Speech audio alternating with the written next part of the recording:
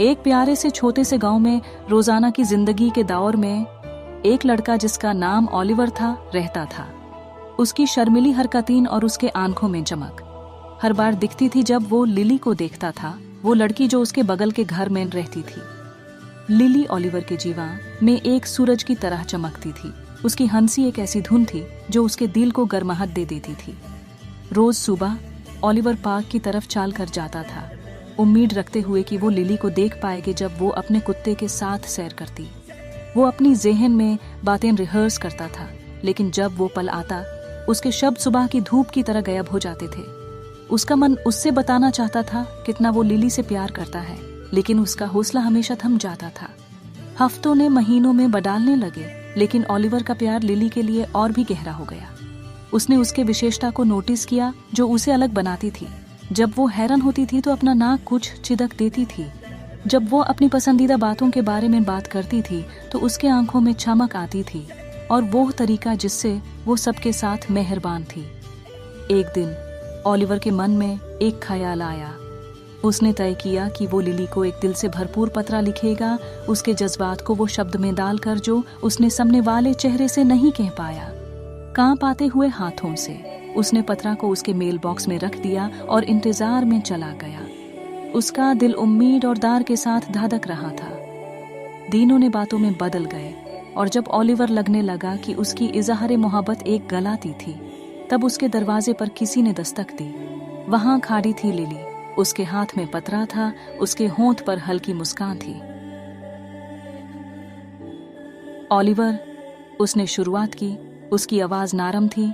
मैं चाहती हूँ कि तुम जानो कि तुम्हारा पत्र मेरे दिल को छू गया। तुम एक शानदार इंसान हो, और मैंने हमारी पड़ोसी होने की खुशियां कभी कम नहीं की। ओलिवर का दिल तेज धड़कने लगा, उसके गाल शर्म और चकितपन से लाल हो गए। तुमने पत्र पढ़ा? उसने स्टैमर किया। लिली ने सर हिलाया, उसकी मुस्कान और भी बढ़ी। और मैंने महसूस किया कि मेरे मन में भी वही फीलिंग्स हैं। मैं भी तुम्हें बताने से डर रही थी। समय रुक गया, जैसे लिली के शब्द उनके दिल में समा गए हो। एक भरी जज्बात के साथ ओलिवर ने भी मुस्कुराना शुरू किया।